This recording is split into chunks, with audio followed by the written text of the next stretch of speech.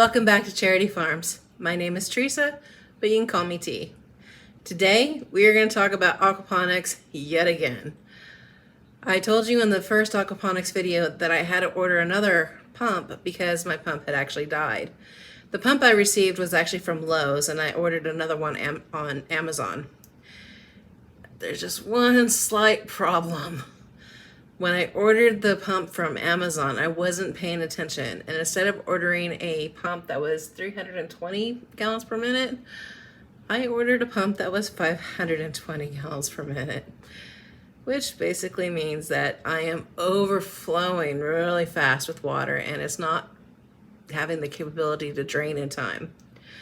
So this video is somewhat incomplete because I have to wait for another pump to do this. But because I had to create another container due to the fact that the first container that I created wasn't sufficient enough to drain all the water that we had, I was at the drawing board yet again.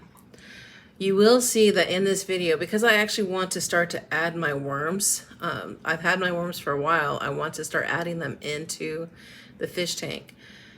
You don't want to keep your worms wet at all times. You want to make sure that they have a dry area to go to. So I have to also create an area for them to actually have a dry space. And what I'm going to originally do with this one is in the containers that I want them to be at, I plan on actually having a PVC pipe that will kind of go up, that they can actually go in and just kind of like dry off if they want to, but also so they can kind of cross into another container, because I have two containers.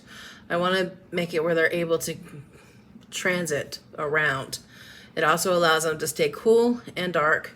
The pipe is still slick, so they shouldn't have any problems with drying out because the humidity will be in there as well. I did actually run into a little bit of a problem, which you'll see in this video, and I am actually asking for help. If there is anyone that might have actually run into this quandrum of how to make, I don't know what I call it. I end up calling it like a media sponge basket. And that's where your sponge is going to go into this basket for you to actually put the seeds in, and so it will actually get the plants that you want. But that basket is not as deep as I would like. It is deep enough to get the water that it needs in order for the sponge to get wet, and sponges will actually, expand out. That's fine. But I just wanted a little bit deeper. There are a couple of ideas that I'm thinking about. Is I can remove the lid entirely. That wouldn't be a big deal. I just figured it would be easier to contain the media basket so they wouldn't fall over, because the clay media, they float around with the water going in and the intake and everything else like that. So it makes those media baskets tip over. I'm trying to find a stability. I'd rather not use styrofoam like I did in the other one. I'd rather kind of make it a very more easy, simplistic, here you go system. We'll see how that goes. Live and learn. Now the 520 pump that we do currently have, we're going to keep, because the ideal focus right now, this is a learning test for me and for you, because the ideal focus is really, I want to take this out into the garden where I actually have an aquaponics garden big enough where I can actually grow tilapia, because that will give me more meats for me and my family. I can feed my dogs, I can feed my fish, I can feed my husband, I can feed meat. We know what's actually in there. And that is the ultimate goal of why we're doing this. I hope you enjoy this video. Here it is. So I just received my pump for my system, and it pumps too fast. So now I'm going to recreate another system. I went to the store and I got the pipes that I needed, but what I'm going to do is I'm going to take this pipe and cut it in half and make multiple holes to make this happen. I received a rubber pipe, therefore it's easier to cut in half and drill holes in, because my ultimate goal is also to allow worms to get in there, to let the worms in there to start feeding off of the fish poopies. I based my connector pipes off of the pipe that I already had at home, which is a 3/4 inch pipe.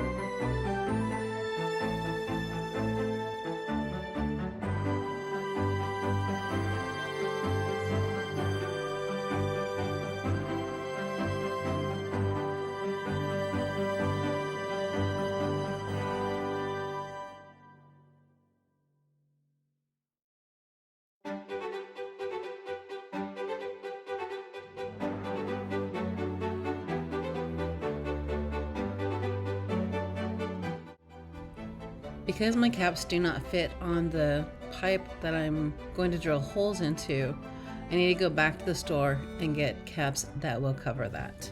The reason why the caps are very important to this is to prevent the worms from going into the tank where my fish will eat them.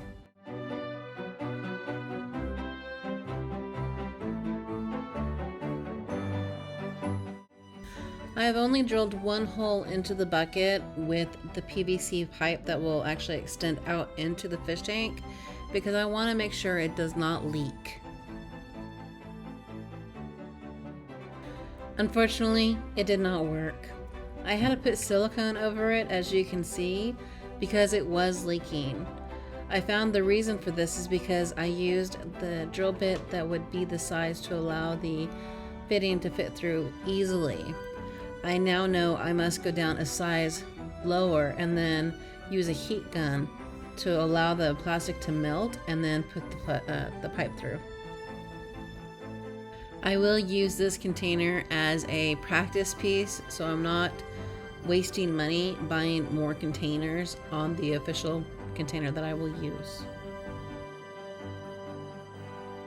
As you can see, I now have the hole smaller than the pipe itself, but just a little bit. The heat gun should allow this to melt so I can actually get this through securely.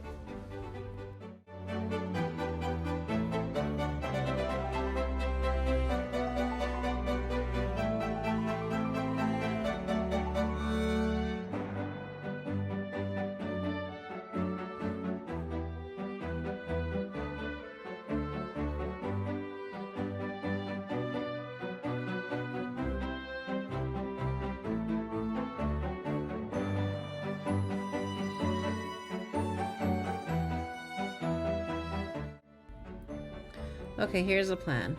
These small containers will hold the media and the worms. These circles are the size of the caps that we'll use for the sponges to use for the plants that we'll put in there. I will have two of these containers inside the main container. These two containers will hold the media and the plants along with the worms.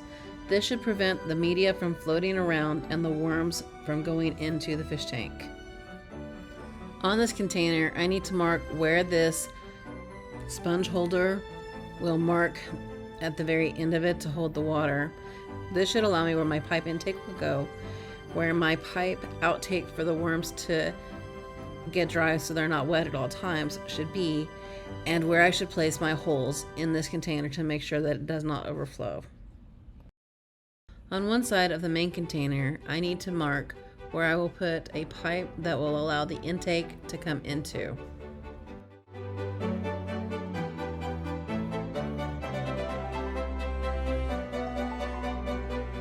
On the other side of the container, I need to mark where my drain will be for all the water to go back into the fish tank. Because this is a powerful pump, I decided that I will have 3 drains. I made a last-minute decision to add another drain at the very bottom of the container. I believe it will help me more in the end.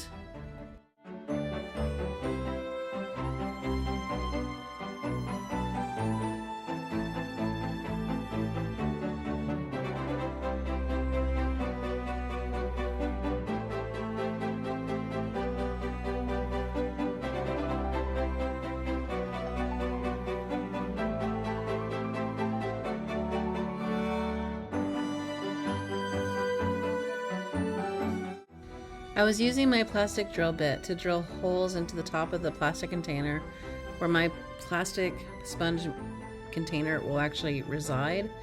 However, it was being difficult, so I ended up having to use a scalpel to cut all of my holes.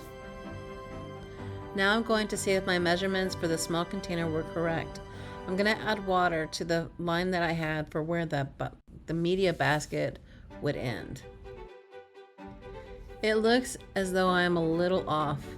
I would like the media basket to be a little further down into the container. Because I have to wait for another order of a water pump, this will allow me time to think about and ponder how do I want to tackle this. I'll bring you along. In the meantime, I'm more than willing to hear any suggestions that you may have that would resolve this. I do apologize for not being able to really articulate the objects that I'm using. It's been a while and I'm trying to remember and recall what was actually in here.